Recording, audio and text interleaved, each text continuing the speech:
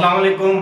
अबरार रशीद आपकी खिदमत में एक मरतबा फिर हाजिर, और आपसे वही रिक्वेस्ट कि अगर अभी तक आपने चैनल को सब्सक्राइब नहीं किया तो इसे सब्सक्राइब कर लें, जो बेल आइकन है उसको ज़रूर प्रेस करें। आपका बहुत बहुत शुक्रिया। दो तीन मौजूआत हैं। सबसे बड़ा मौजू तो ये है, जाहिर है मुझे ईमेल आई हैं बहुत से ऐसे लोगों की जिनको गुज़श्ता साल डिपोर्ट किया गया था। सितंबर से अक्टूबर के दौरान उनको डिपोर्ट किया गया था। जिन साहब ने मुझे ईमेल की है उनके मुताबिक डिपोर्ट किए जाने वाले अफराद की तादाद है 600, और ये सब के सब अजमान में काम कर रहे थे। और इन साहब के मुताबिक इनको मालूम नहीं कि इनको क्यों डिपोर्ट किया गया डिपोर्ट, और वो जानना चाहते हैं कि क्या वो दोबारा यूएई जा सकते हैं वो 600 अफराद। इस हवाले से बात होगी।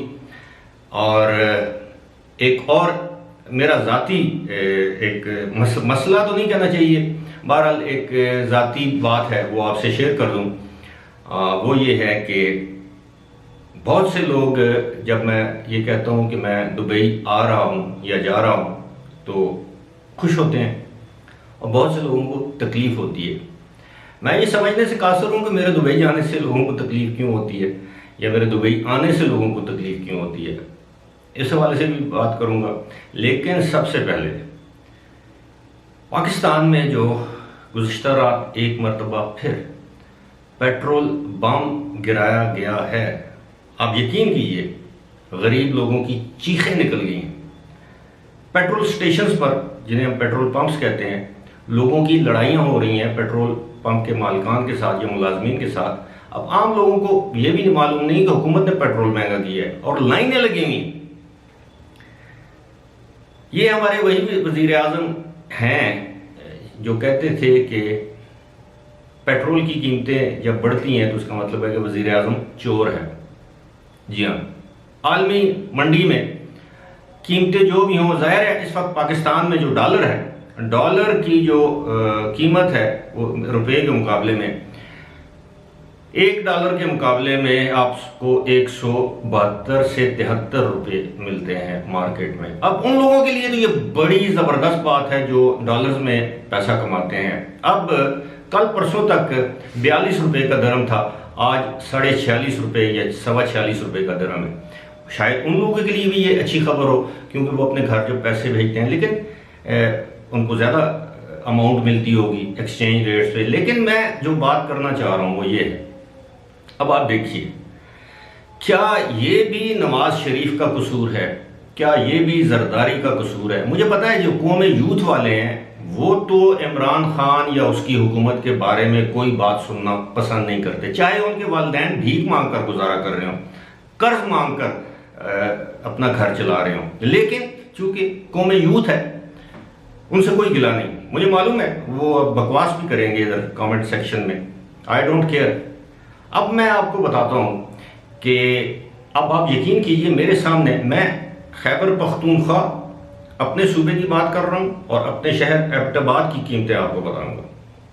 जी हां, ये मेरे सामने हुकूमत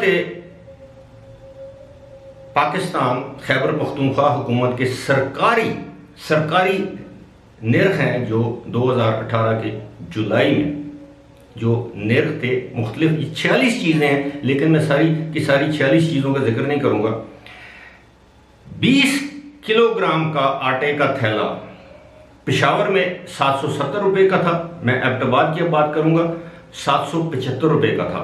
आज कितने का है? 1380 रुपये का, 1400 रुपये का, यानी 2 गुना उसमें इजाफा हो चुका है। मैं आटे की बात कर रहा हूं। अब आप आ जाइए जनाब शुगर यानी चीनी जिसे हम कहते हैं, पेशावर में 53 रुपये किलो, डीआई खान यानी डेरा इस्माइल खान में 50 रुपये किलो। ये मैं बात कर रहा हूं जी जुलाई 2018 की, और एबटाबाद में 55 रुपये किलो। आज मैं एबटाबाद की बात करूंगा तो एबटाबाद में चीनी है 110 रुपये किलो। अब आ जाते हैं घी की प्राइसेस पर। जी, जो घर में ये 3 चीज़ें ऐसी हैं जो घर में सबसे ज़्यादा इस्तेमाल होती हैं, आटा, चीनी और घी। बाकी दाल चावल इन चीज़ों को छोड़ दें। घी की कीमत थी जनाब 150 से 190 रुपये, यानी मुख्तलिफ जो ब्रांड्स हैं 150 रुपये से 190 रुपये फी किलो। अब क्या है 330 रुपये से लेकर 400 रुपये किलो।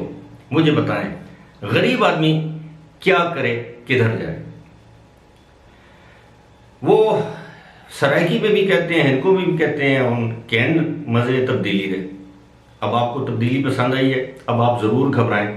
अब आते हैं जी अपने दूसरे मौजू की जानब के। बहुत से लोगों को मेरे दुबई जाने से तकलीफ न जाने क्यों महसूस होती है। वो ये समझते हैं कि जब मैंने दुबई जाना हो, मैं दुबई या यूएई की तारीफ़ें करना शुरू कर देता हूँ। हरगिज़ ऐसा नहीं है। वहाँ की गवर्नमेंट, वहाँ की हुकूमत जब कोई अच्छा काम करती है मैं तारीफ़ करता हूँ, अगर वीज़ों पर पाबंदी आयद करती है तो मैं तनकीद करता हूँ। मैं कोई 25-26 मरतबा गुज़श्ता 2-2.5 साल में दुबई या यूएई जा चुका हूँ। आप यकीन कीजिए मैंने कभी वहाँ का कानून नहीं तोड़ा, मैंने कभी कोई ऐसी बात नहीं की जो रियासत मुत्तहिदा अरब अमारात के मफादात के ख़िलाफ़ हो। तनकीद करना एज ए जर्नलिस्ट मेरा हक है। अगर उनके किसी फ़ैसले से मुझे इख्तिलाफ है तो मैं तनकीद ज़रूर करूँगा। अब रही बात ये, वो लोग जो मुझे धमकियाँ देते हैं कि मैं दुबई जाऊँगा तो मुझे गिरफ़्तार कर लिया जाएगा, तो 100 बिस्मिल्लाह कर लें गिरफ़्तार। 2 या 3 वक्त का खाना तो देंगे वहाँ पे, और मुझे गिरफ्तार करेंगे तो आपको फ़ायदा क्या होगा सिवाय रुसवाई और बदनामी के? मैं सही कह रहा हूँ, क्योंकि अल्हम्दुलिल्लाह मैं अपने मुंह से बड़ी बात नहीं करनी चाहिए, ना ही कोई बड़ा बोलना चाहिए। मैं कोई आम या मामूली इंसान नहीं हूँ, मैं एक जर्नलिस्ट हूँ, एक्रेडिटेड, मुस्तनद, जिसको आलमी सतह पर जाना और पहचाना जाता है। ये तो मैं अपनी शुगल के लिए ये इस तरह की वीडियोस करता हूँ। अगर मैं पाकिस्तान में चाहूँ तो मैं सियासत पर डिस्कशन कर सकता हूँ, जिस तरह अभी मैंने थोड़ी सी गुफ्तगू की है सियासत के हवाले से। तो मुझे इससे कोई डर, खौफ और ख़तरा नहीं है। मैं कोई स्मगलर नहीं हूँ, मैं कोई मनी लॉन्ड्रर नहीं हूँ, मैं कोई खुदा न खास्ता कोई मुजरिम नहीं हूँ, मेरा कोई दहशतगर्दी का रिकॉर्ड नहीं है।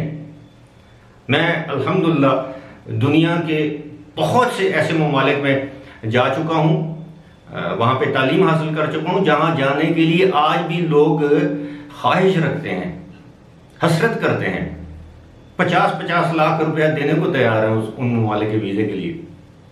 सो आई डोंट केयर। अब आते हैं जी असल मौजू, आखिरी से जो बात है वो ये है कि जिन साहब ने मुझे ईमेल की है, और उन्होंने 600 अफराद के बिहार पर मुझे ईमेल की। उन्होंने बताया कि वो अजमान में काम कर रहे थे। गुज़श्ता साल अक्टूबर के महीने में उनको यूएई से वो क्या कहते हैं बेदखल कर दिया गया था, डिपोर्ट कर दिया गया था। अब ये मैं कुछ उनकी गोशगुजार करना चाहूँगा।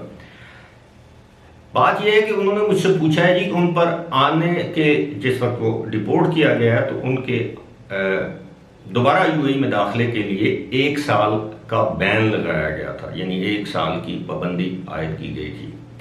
अब मैं आपको सिर्फ 1-2 चीज़ें आपकी गोशगुजार करना चाहूँगा। जब आप डिपोर्ट होते हैं तो आप देखते हैं कि ये मेरे पासपोर्ट का आखिरी सफ़ा, किसी भी पासपोर्ट का आखिरी एक सफ़ा होता है ये।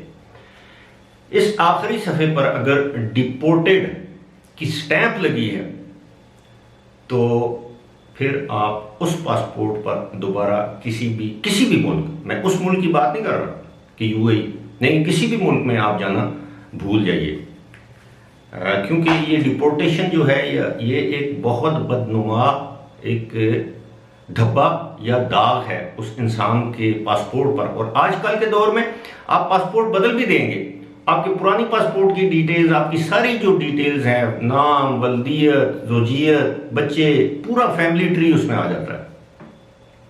तो लिहाजा अगर आपके पासपोर्ट के आखिरी सफ़े पर डिपोर्टेड की मोहर या स्टैंप लगी है और आपको कहा गया है कि जी आप पर 1 साल का बैन है, तो आप जब भी अप्लाई करेंगे वीजे के लिए, चाहे वो एम्प्लॉयमेंट वीजा है चाहे वो विजिट वीजा है, तो आपको रिफ्यूज किया जाएगा, बेशक 1 साल का बैन हो।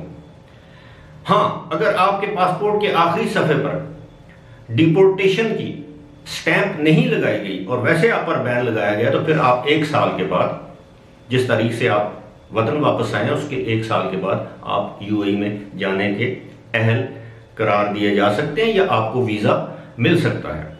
लेकिन मैं एक मरतबा फिर इस बात को दोहरा रहा हूं कि अगर उसके ऊपर डिपोर्टेड की स्टैंप लगी हुई है, मोहर लगी हुई है, वजह चाहे कुछ भी हो, वीजा कैंसलेशन हो, ओवरस्टे हो, कोई भी वजह हो, लेकिन उस पर डिपोर्टेड लिखा हुआ है, तो फिर आपके लिए बड़े मसाइल होंगे।